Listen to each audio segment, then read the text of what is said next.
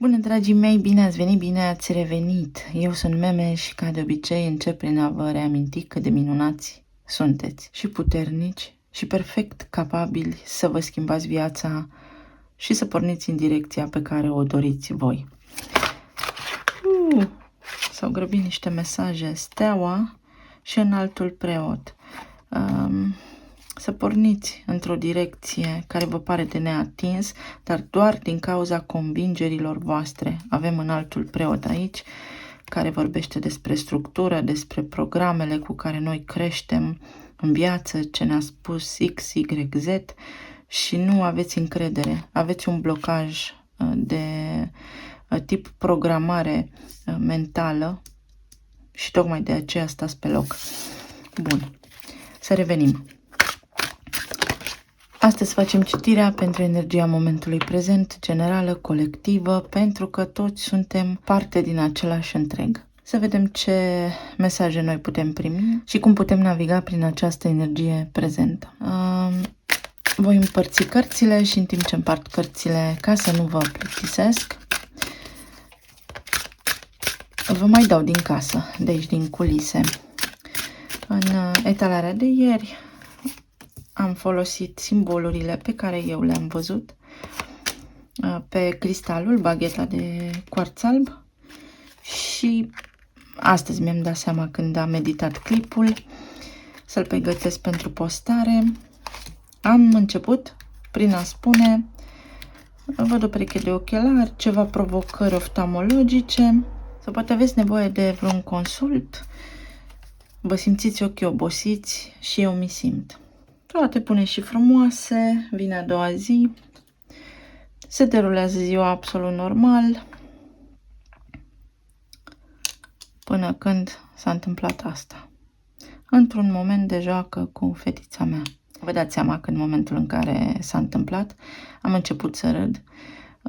Nu s-a pus problema de certat fetița, pentru că nu aveam cum să controlăm asta, dar am manifestat. De ce am manifestat? Pentru că am avut și o intervenție care spunea: și eu am ochii obosiți.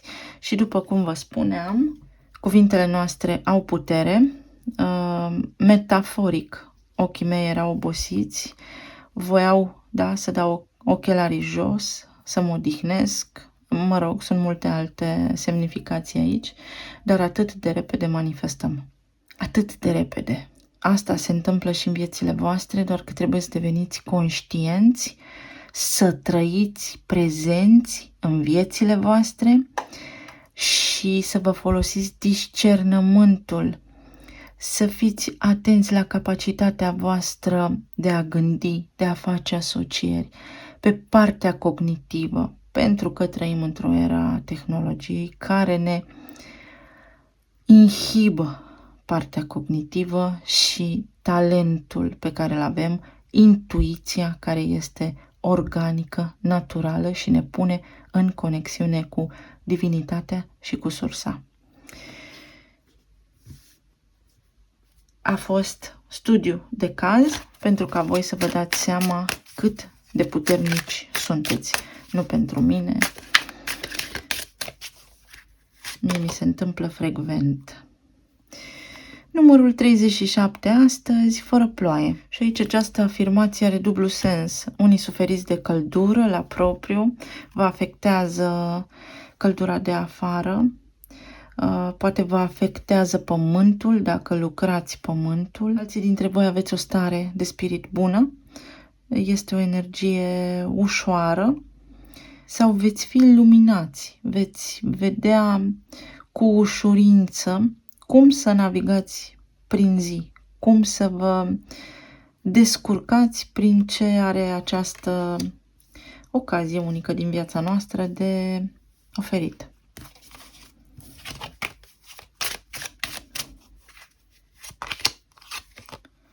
Arta seducției și 14, care este numărul temperanței, care înseamnă și cumpătare. Să navigați, da, într-o bună dispoziție, dar și într-o stare de cumpătare. Nici agonie, nici extaz.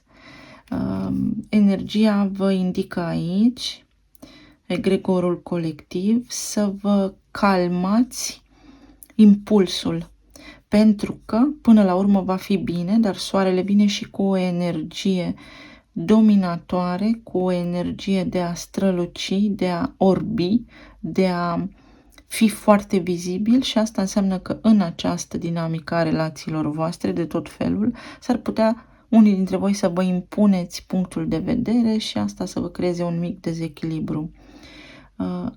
Obțineți ceva fără efort, încercați să vă calmați.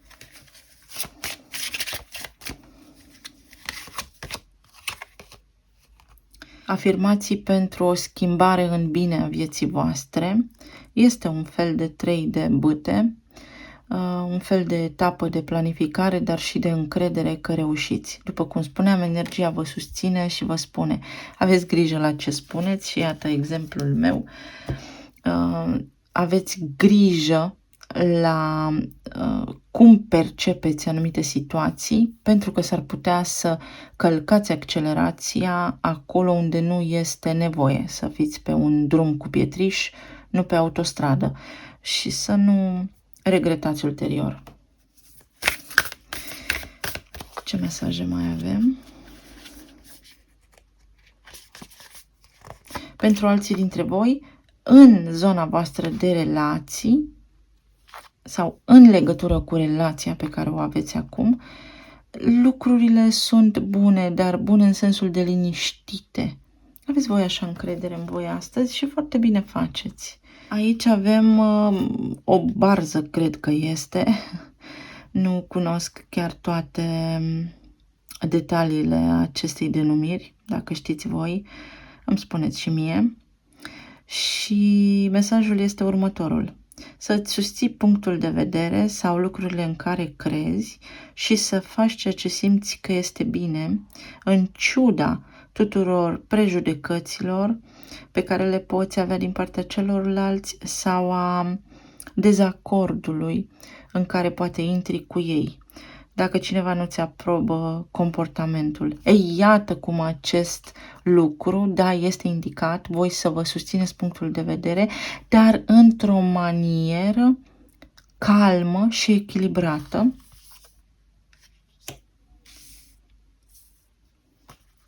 Și păianjenul, ai încredere în scânteia creativă, în ceea ce simți și exprimă prin a scrie sau prin a scrie mesaje, prin a scrie afirmații, prin a scrie lucruri care te inspiră și te luminează. Un mesaj, o interacțiune cu cineva, indiferent de zona de relații. Când spun relații, acestea înglobează 1-la-1 conștient. Să fiți foarte atenți.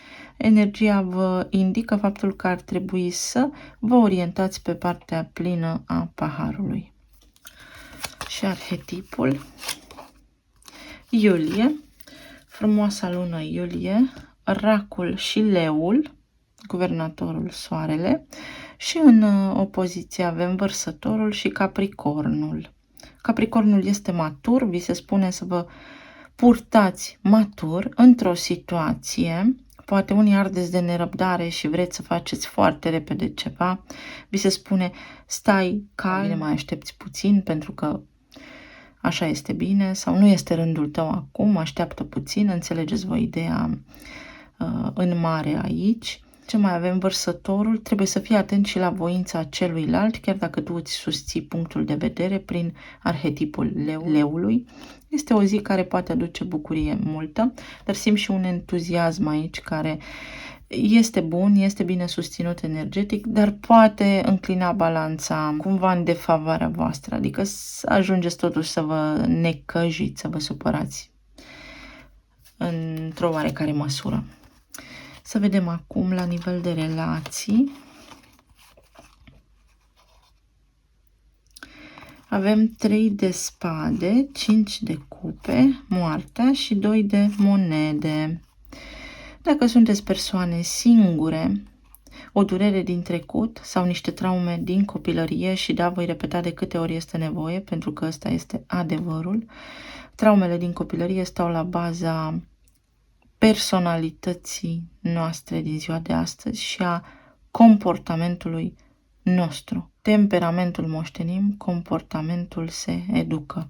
Și atunci, viața de adult și modul în care oscilați sau nesiguranța pe care o aveți în viață, de acolo vine și ar trebui să schimbați acest lucru. Deci pentru cei singuri sunteți foarte nesiguri pe voi și aveți nevoie să schimbați acest lucru. Când apare arcana fără nume sau moartea, spune că te poți elibera dintr-un control și că trebuie să ai foarte mare grijă la ce spui și ce gândești, pentru că s-ar putea să spui niște lucruri care să nu fie neapărat ceea ce îți dorești să spui sau să nu fie autenticitate acolo, pentru că tu de fapt te aperi și să ai așa un mecanism de apărare sau o imagine pe care o arăți oamenilor, dar care să nu fie eul tău autentic și asta să te încurce în manifestare.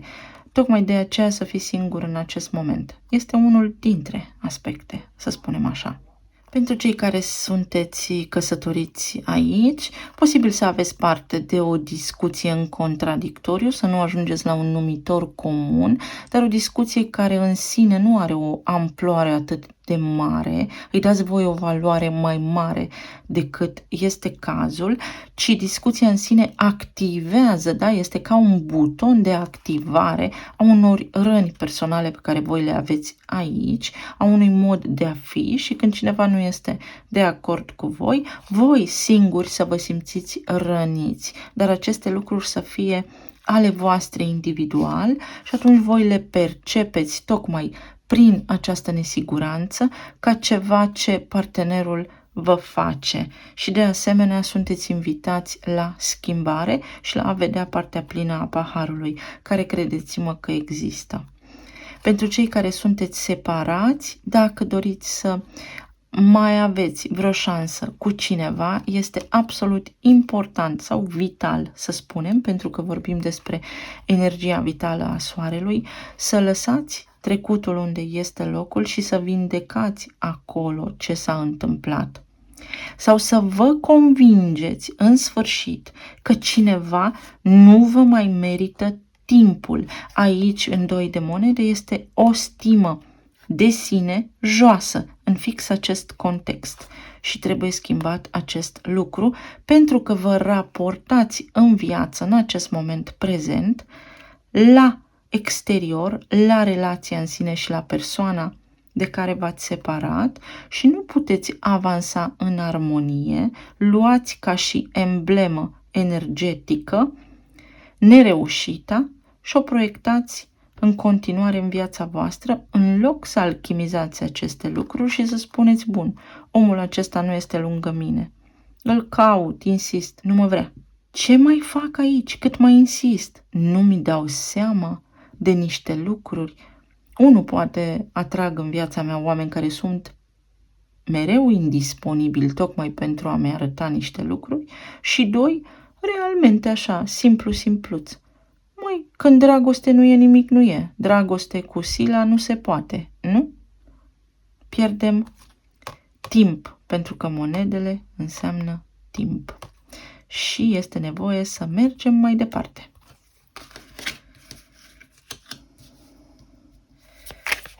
Pentru cei singuri, ce ne spun aici? 5 de cupe și 3 de spade. Ce suferință aveți voi aici? 2 de bâte. Niște planuri anterioare care s-au făcut sau niște așteptări pe care le-ați avut și au ajuns în neant. Nu s-a potrivit așteptarea cu realitatea și de atunci ați rămas în această teorie a modului în care ar trebui să fie o relație sau o teorie proprie și indecizie și lipsa acțiunii în viața voastră, pentru că 2-ul este o energie care stă cugetă și face planuri. Asta se întâmplă aici și sunteți niște buni teoreticieni, dar undeva atârnă trecutul. Teoria de astăzi o faceți în baza trecutului. Păi, ca la școală, am învățat o lecție, apoi mâine o repetăm. Deci schimbați-vă teoria. pentru a putea manifesta arta seducției, această bucurie care poate fi aici, prin afirmații pozitive, prin a fi autentic, dar cu măsură. Pentru cei căsătoriți, avem 5 de spade, certuri. Aici este căsătoriți sau relație stabilă. Aici este ceartă, rutină. 5 de spade este inamicul numărul 1 din punctul meu de vedere în tarot, pentru că nu gândim limpede, nu mai vedem limpede nimic. Avem atât de multă istorie aici încât am și uitat de unde am plecat. Ei, asta este cheia. De unde am plecat? De unde am plecat vă luminează și când vă întoarceți la de unde am plecat, scoateți Excalibur din piatră pentru că sunteți demni. Adică v-ați făcut tema, ați înțeles și puteți schimba ceva. Vedeți, aici sunt 2 de spade și 2 de spade și voi și partenerul vostru ați uitat de unde ați plecat. Nici nu mai știți. A trecut atât de mult timp încât sunteți așa ca 2 necunoscuți, unii dintre voi. Alții dintre voi aici luptați pentru ceva. Voi susțineți pe cineva sau ați avut o discuție în care punctele voastre de vedere nu au coincis și uite cum sunteți în 2 de monede acum. Să vorbesc, să nu vorbesc, să vorbim, să nu vorbim, mă necăjește, dar de ce s-a întâmplat așa? Pentru că așa este viața. Pentru cei în separare, 4 de bâte. Relația din trecut în viața voastră este încă prezentă. Și este încă prezentă așa cum a fost ea înaintea separării. Și înaintea separării ceva s-a întâmplat dacă s-a ajuns la separare. Nu se întâmplă lucrurile peste noapte. Ele se întâmplă, da, în alte cadre și pe alte planuri de conștiință. Și atunci, 4 acesta de bâte spune poți avea bucurie. Persoana la care te gândești tu își poate regăsi drumul către tine, dar trebuie să faci afirmații pozitive și să fii autentic. În primul rând să vezi dacă mai dorești ca această persoană să se întoarcă în viața ta, dacă da, de ce și ce anume activează în tine. Pentru foarte mulți dintre voi s-ar putea să fie un orgoliu. Evrica, am reușit. Să vă confirmați voi că meritați, că ați reușit, să vă demonstrați ceva. Soarele înseamnă și orgoliu, ego. Ego aici înseamnă 360. Lumea. Un final organic s-a întâmplat, s-a încheiat, dar poate fi și un început la fel de organic. Ce înseamnă 2 de monede aici pentru toată lumea? Împărăteasa, manifestare. În funcție de ce vibrați, de cum vibrați, de ce emiteți, am vrut să spun, atrageți. Și în această energie absolut minunată, puteți începe să lucrați cu voi, să faceți afirmații. Sunt bine, sunt minunat, sunt puternic, sunt sănătos și am în viața mea oamenii potriviți mie, cu care pot conviețui, colabora în armonie cu legile universale și cu divinitatea. Și s-ar putea magia să se reproducă așa în 21 de zile de când voi începeți să faceți aceste afirmații, tocmai pentru că veți curăța energetic virusii, să le spunem, care v-au afectat, alterat percepția și vă treziți că manifestați ceea ce aveți voi nevoie să manifestați. Toți, toată lumea. Este o energie colectivă. Iar pentru moartea,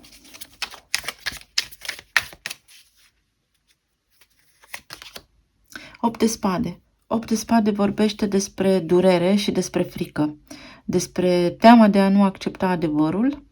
Și aici aveți pe cineva care nu a acceptat un adevăr sau persoana aceasta nu acceptă în acest moment că mai însemnați ceva pentru ei și fug. Persoana aceasta fuge pentru cei separați de adevăr. Fuge de propriile sale sentimente. Pentru cei singuri, vă este teamă să intrați într-o relație, iar pentru cei care sunteți într-o căsnicie, v-am spus, ați uitat, sau într-o relație de lungă durată, ați uitat de unde ați plecat. Sunteți înconjurați de grijile cotidiene, care, da, sunt nelipsite pentru că așa trebuie să fie. Spun trebuie sarcastic, cu ghilimele.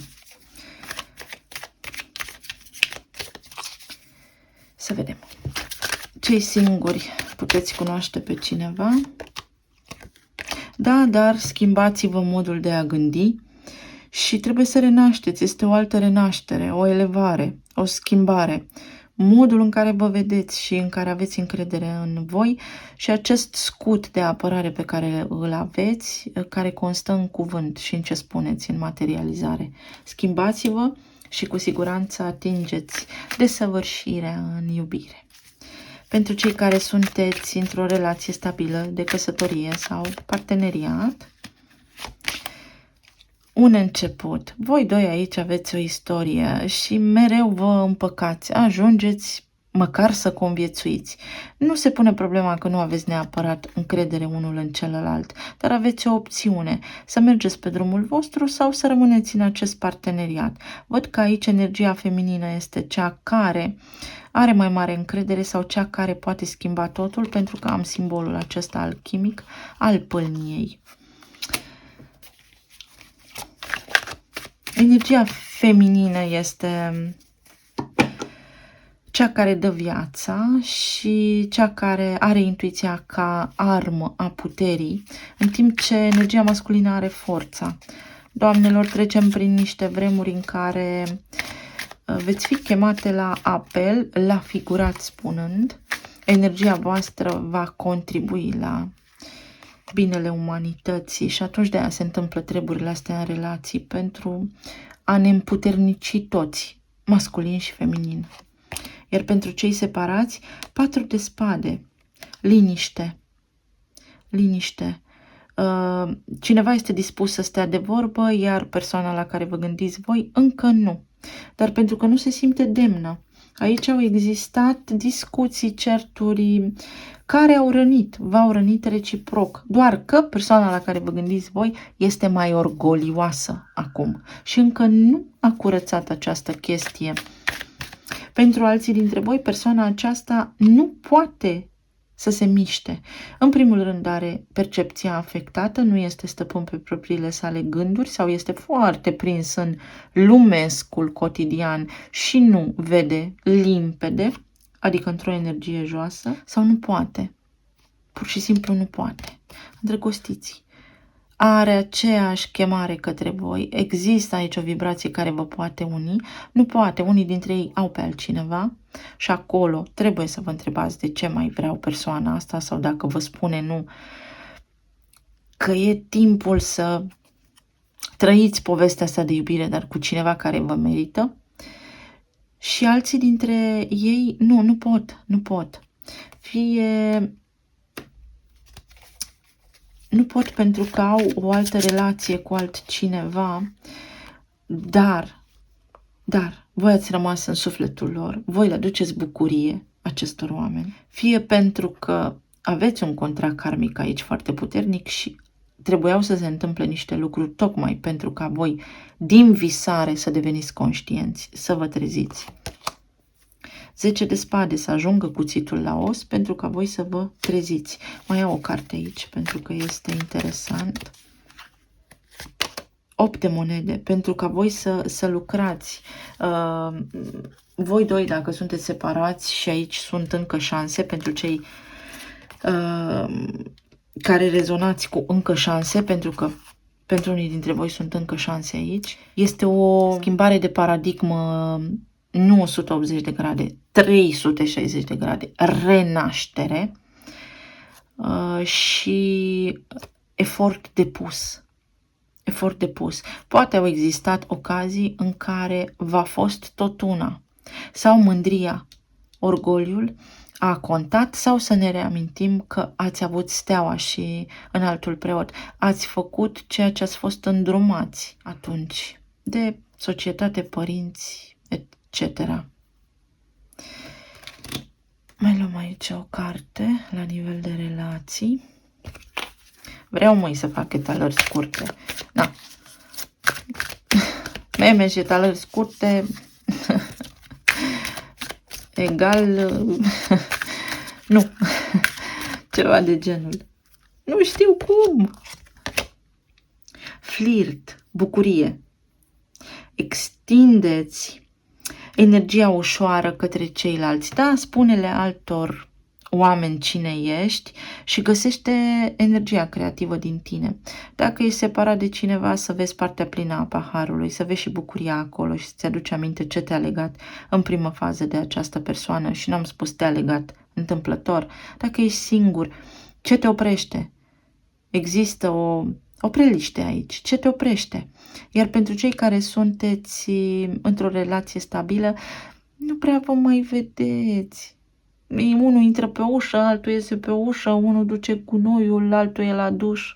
Faceți o stație în drumurile astea ale rutinei pe care le faceți și întrebați-vă, ce faci tu astăzi? Cum ți-a fost ziua? Pentru că vă veți bucura împreună de rezultat. Planul material, 10 de cupe, 6 de spade, 5 de bâte, 9 de spade. Găsiți o soluție, finalizați un proiect, finalizați ceva. Nu știu, ați avut o provocare, cât de mică, cât de mare, dar finalizați ceva care vă aduce bucurie. Aveți parte de o bucurie, găsiți o soluție la chestiunile în care sunteți voi implicați în acest moment prezent, care v-au ținut noaptea în stare de insomnie. Pentru unii dintre voi aici este o stare de alertă, goana după a face ceva sau nu mă pot opri, sunt workaholic, lucrez. Dacă lucrați, este o cauză pentru care vă afundați în lucrul vostru. S-ar putea la locul de muncă să fi fost niște intrigi, niște discuții, niște scenarii care v-au afectat, pe care acum le soluționați. Dacă aveți provocări la nivel financiar, de asemenea, le soluționați. Aveți aici parte de un ajutor, dar trebuie să vă implicați puțin, să cercetați mai mult o cauză. Există o soluție, citiți ceva, pentru că veți găsi o soluție. Până la urma urmei, aveți reușită, 10 de cupe. Vă vine inima la loc în piept. 10 de cupe. 5 de bâte, 9 de spade, ce spun aici? Au ieșit pe dos, regina de bâte. N-am încredere sau nu am fost ascultat, văzut, pentru că este un arhetip al leului. Nu mi-a fost recunoscută valoarea, meritul, cineva s-a plâns de mine sau se cere prea mult de la mine, am obosit. Faceți un duș, dormiți bine, hrăniți-vă bine și vă veți simți și bine. Vi se recunoaște și meritul. Unii dintre voi lucrați în același loc de foarte mult timp sau în meseria pe care o aveți, ați ajuns așa cumva la saturație. Regina de bâte este o tipă socială și sociabilă, dar actualizată. În zona aceasta s-ar putea unii dintre voi să aveți provocări pe partea de tehnologie și acest lucru să vă creeze un blocaj în percepție la nivel de plan financiar material, pentru că am 9 de spade aici. Nu sunteți în acord cu era din care facem parte acum, dar veți găsi soluția. Regina de bâte, reușită, trebuie doar să aveți încredere în voi. Și 6 de spade, ce soluție găsiți voi aici? Iată, trebuie să depuneți un efort, să faceți ceva. Intenția este urmată de acțiune. Degeaba intenționez, degeaba mă gândesc, degeaba am rămas cu visul meu în minte, așa cum am rămas și eu, pentru că am vrut să învăț să cânt la pian și știam și eram bună, dar am rămas cu gândul. Nu mai faceți asta. Vreau să mă apuc de lecții la pian acum. Cavalerul de bâte, începeți să faceți ce aveți în minte și după ajustați din mers. Altfel rămâneți la nivel de intenție, visat, nematerializat. Pe plan emoțional avem regina de cupe, 5 de monede, steaua care a apărut, regele de cupe și împărăteasa. Vă vizitează și aici împărăteasa care vă spune și totul va fi bine. Totul va fi bine pentru că intrați în rezonanță cu cineva. Vă corespunde. Această persoană vă corespunde unora dintre voi în trăire. Simte la fel. Doar că aici există separarea între voi, care a fost cauzată de această linie temporală a destinului pe care sunteți, pentru a vă recăpăta voi puterea și stima de sine. Pentru alții dintre voi, cred că ai voștri copii au provocări în relație sau sunt undeva izolați, de unde nu pot să fie stăpâni pe propriile lor decizii. Pentru alții dintre voi aveți o reușită formidabilă cu un copil sau a unui copil și nu credeați că reușește să facă acest lucru. Alții dintre voi, dacă sunteți căsătoriți, v-am spus, rutina aici, m-ai abandonat, de mine nu-ți pasă, nu mai întreba și pe mine ce fac astăzi, bine că ți-e foame, treburi de genul acesta vă opresc din a vă mai bucura de viața pe care o aveți împreună. Iar pentru cei care sunteți în separare, contează mai mult faptul că v-ați separat decât faptul că unii dintre voi încă mai aveți sentimente unul pentru celălalt. Împărăteasa și Steaua vorbesc despre manifestarea dorinței. Da, sunteți la distanță unul de celălalt pentru ca amândoi să ajungeți în aceeași vibrație de suflet care are treabă cu alt suflet în această viață. La nivel emoțional avem lupul. Ai grijă în cine ai încredere.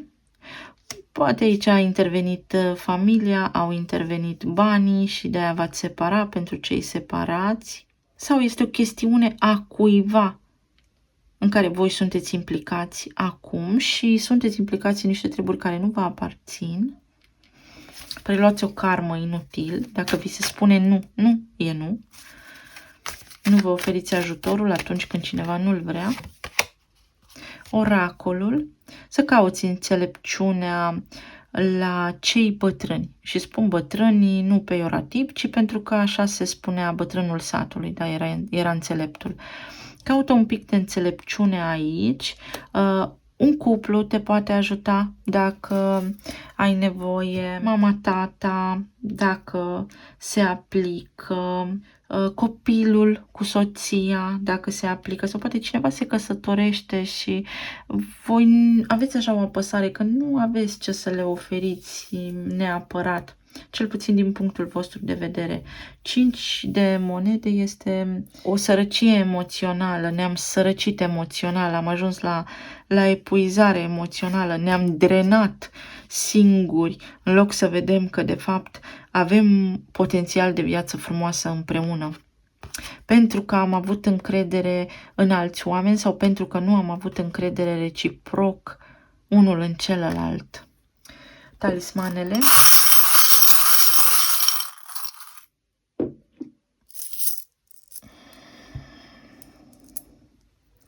Pisica și bufnița. Ambele văd în întuneric, ambele au o intuiție foarte bună și ambele fac după bunul plac. Vedeți cum voi și încă cineva aici vă luptați în ideea de să fiu văzut, ba eu sunt mai ... și acest lucru trebuie să se termine pentru a intra în această energie a asului de monede, pentru a crea un egregor comun de compatibilitate și reciprocitate. O dorință care se poate îndeplini pentru unii dintre voi în dragoste. Da, există linia temporală, există steaua, există o destinație pentru voi. Înainte trebuie curățat ceva, o istorie, o decadă pentru alții. Acceptarea. Nu puteți accepta ceva. Nu ați depășit o situație care are legătură și cu trecutul vostru. Nu puteți accepta ceva. O luați ca pe o înfrângere personală, nici de cum ca pe o experiență de viață și unii dintre voi vă poziționați imatur în fața unei provocări pe care o aveți și sensul acelei provocări este maturizarea voastră, pentru că am Capricornul aici. Stăpânirea emoțiilor și a minții, să deveniți un adult complet. Miracole. Da, unele lucruri sunt cadouri, dar nu le vedem așa. Iată cum până la urmă, vedeți, ajungeți în regele și regina de cupe, vă aliniați cumva cu o persoană dragă și ajungeți la un consens. Karma, am spus mai devreme, da, cam tot ce trăim noi pe aici este karma, pentru că, na, nu suntem la primul ciclu de viață. Unii dintre voi vă simțiți obosiți de atâtea încercări. Poate aveți un examen de dat, poate și mai încerc o dată. Trebuie să ne bucurăm de călătoria în sine. Poate plecați în vacanță, în concediu și sunteți foarte stresați, ați uitat ceva acasă sau poate, nu știu, aveți provocări cu copilul sau cineva a suferit aici o mică provocare la nivel de sănătate și, nu știu, poate ați făcut drum întors sau ceva de genul acesta se întâmplă. Scorpionul și balanța. Scorpionul și balanța, nodul sud. Nordul știm noi unde este, dar sudul înseamnă ceea ce facem repetitiv, inconștient și ne sabotează viața. Se mută din Scorpion în balanță. Puterea ta, omule, pe care ți-o dai la balanță, în relații, prin ceilalți, care vin să-ți oglindească ce e în tine. Afirmații pozitive. Unii dintre voi, dacă vorbiți sau vă conectați cu persoana voastră dragă, veți avea un răspuns acolo încurajator, să-i spunem. Mesaje, după cum spuneam, blânde. Puterea de a produce o transformare majoră în viața voastră. Aveți ajutor. Și avem inițialele D-I-P-I, profund. Sunteți chemați să face un apel la profunzime. Lăsăm alabala portocala și devenim un pic mai profunzi în viețile noastre pentru a înțelege ce, de ce și cum se întâmplă aici.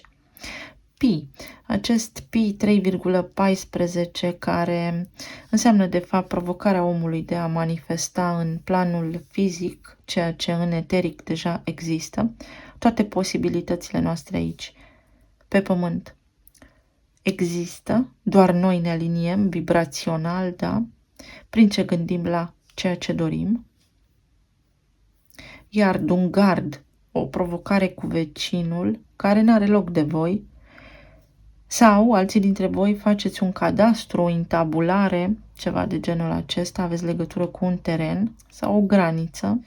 Cineva vă cere ceva și aveți o alternativă dacă să ajutați pe cineva sau nu. Dar dacă am spus dacă, înseamnă că ceva este aici